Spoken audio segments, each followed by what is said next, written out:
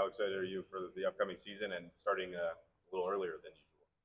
I'm really excited. It's good to get a good start, good jump start on the rest of the teams. So uh, practice in the heat is probably not going to be ideal, but still be fun. I think we're going to be on the grass, so it's pretty cool. We were told the motto going into this season is go 1-0 every day. What does that look like in your eyes? In my eyes, that just means coming in, thinking about the next play, thinking about the next practice, thinking about the next meeting, and just getting after it, thinking about your next play, your next role, what you're going to do. So doing it well. Bobby's obviously coached the linebackers. How has it been as the Yeah. defensive coordinator? It's been awesome. I love Bobby. It feels weird calling him Bobby, but Coach Daly, I mean, he's been great to me. He's been a great role model and a great man to look up to the past 4 years, and he's definitely taught me a lot about football and a lot about life. And having him as defensive coordinator has just been awesome.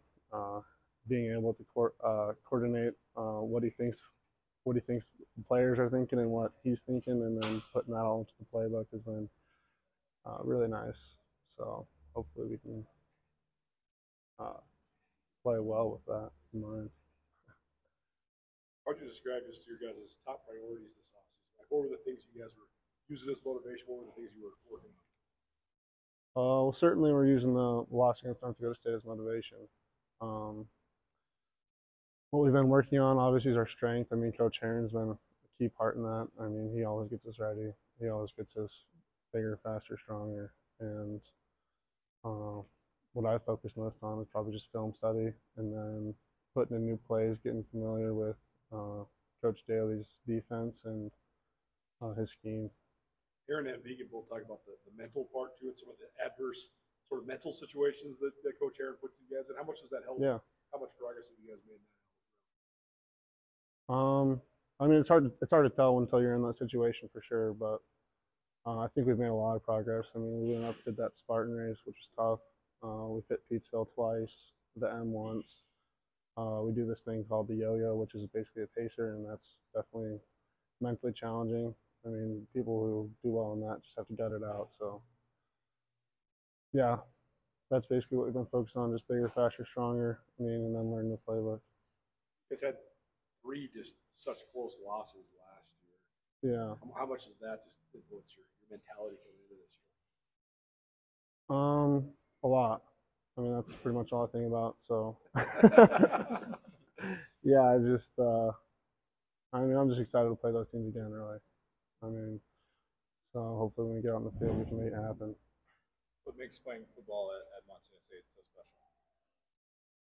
special? Just growing up in Bozeman, I mean, all the supporters, all the fans, I have like close relationships with a lot of people here in town who care a lot about the Cats and care a lot about how well we do. So, I mean, shit, if we lose 3 close games, I hear about that for the rest of the year. So, I mean, but it means a lot, and it's definitely it's heartwarming to go out there and see all the fans and just know that they've traveled like hundreds of miles. I mean, Montana's not a small place, so to get to Bozeman, it's not always easy for those guys. You're part of a senior class that's like 20 plus. Just what has this journey meant to you with all of them and this final run? Yeah, it's been good. It's been challenging at times. I mean, I remember we came in. Personally, well, this senior class is actually 3 classes mixed together. I guess it's the class above me, my class, and the class who didn't redshirt below me, or who didn't have that COVID year below me. And I mean, it's just been weird, but it's been good. I mean, we've lost a lot of people along the way, but I think this group that we have now is just like tight knit and tough. Like, if you're here, if you're left, I mean, you're ready to get after it.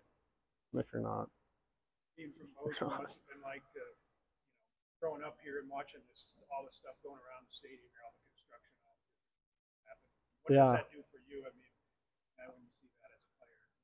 it motivates me. It's been cool to see for sure. I mean, I remember sneaking in games to like a chain link fence on the other side of the end zone, and they had like, I mean, it wasn't what it is now for sure. So it's been awesome, and it's certainly motivating and inspiring to know how many people care about this program.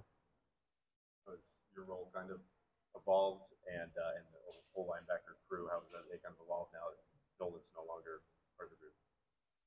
Yeah, I mean, it was tough losing Nolan. I mean, I think everybody knows, even you guys know, that he was a hell of a guy, like a guy that I looked up to a lot. And filling those shoes, I mean, it's going to be impossible, but we're just going to have to bring uh, our own mentalities and our own values to the program and step up as leaders, especially in the linebacker room. So, What do you think of his performance in that last game, considering the injury he suffered? killed it. I mean, that guy's a warrior, as you can tell. I mean, if I'm going to war, I want Nolan to my right.